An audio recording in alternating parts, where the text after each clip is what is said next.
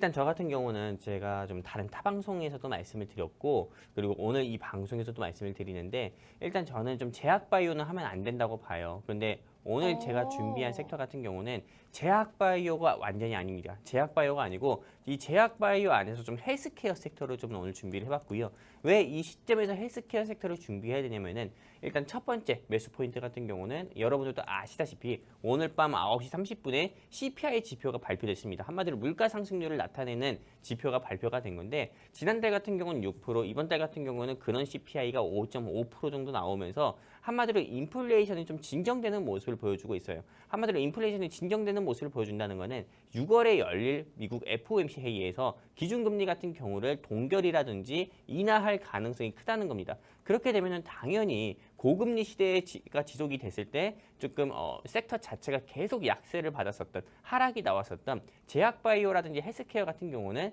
어떻게 보면 악재가 해소됐다 볼 수 있거든요. 그렇기 때문에 이번 CPI 결과에 따라 가지고 제약바이오 자체 섹터 자체가 악재 해소로 좀 상승 나오겠지만은, 이 중에서 좀 헬스케어 섹터가 일단 큰 폭으로 상승 나올 거다. 그렇기 때문에 헬스케어 섹터를 공략을 해야 되고, 오늘 제가 준비한 헬스케어 섹터 안에서 진단 키트를 공략을 해야 된다. 이렇게 좀 말씀을 드리고 싶고요. 두 번째 매수 포인트를 말씀드린다고 하면은, 일단 이 진단 키트 섹터를 공략해야 되는 이유 중에 하나가 미국의 조 바이든 대통령 자체가 이 암이라든지요, 또는 암이랑 또 그리고 또 어떤 게 있었는데, 암이랑 또 뭐 콜레라인가요? 뭐 그런 부분을 아예 백신을 맞아가지고요. 그것도 미리 예방이 될 수 있도록 이 암 정복을 하겠다 이렇게 좀 발표를 하면서, 실제로 진 매트릭스라든지 진 시스템이라든지 뭐 랩지노믹스라든지 그리고 그 외 조금 액세스 바이오라든지 이런 진단키트 섹터들 자체가 시장에서 좀 강세를 보여주고 있는데, 오늘 제가 준비한 이 진단키트 회사들만큼은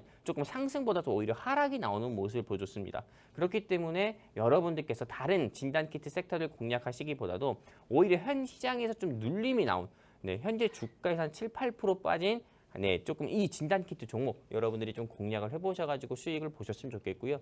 그리고 이 진단키트 종목을 또 공략해야 되는 세 번째 이유로 말씀드린다고 하면은, 이 회사 자체가요, 최근에 경영권 분쟁도 있었습니다. 이 회사의 최대 주주 지분 자체가 워낙에 낮고, 한마디로 소액 주주, 한마디로 개인 투자자분들의 좀 지분이 굉장히 많기 때문에, 실제로 이 개인 투자자분들 같은 경우가 지분을 뭉쳐서 좀 경영권 분쟁을 일으킨다고 하면은, 이 회사 자체에 조금 경영권이 흔들릴 정도로 최대 주주의 지분이 약한데요. 그렇기 때문에 이 최대 주주 좀 분쟁으로 인해 가지고 주가가 한 차례 또 상승 나온 적이 있었고, 워낙에 또 재무도 좋았기 때문에 최근에 또 무상증자까지 진행을 해가지고 현재 주가가, 과거에는 2만 원, 2만 5천 원까지도 올라갔었던 회사인데 현재 주가는 무상증자 권리락 효과로 인해 가지고요, 주가 자체가 4천 원대에서 움직이고 있는데, 그렇기 때문에 이 회사 여러분들께서 좀 공략을 해보셨을 때 훨씬 더 좋은 거고요. 무상증자 했다는 건 여러분들도 아시다시피 재무가 좋은 회사만 할 수 있는 거고, 주주 친화적인 정책을 또 펼칠 수 있을 정도로 재무도 좋고 오너 리스크도 없는 회사만 할 수 있는 거니까,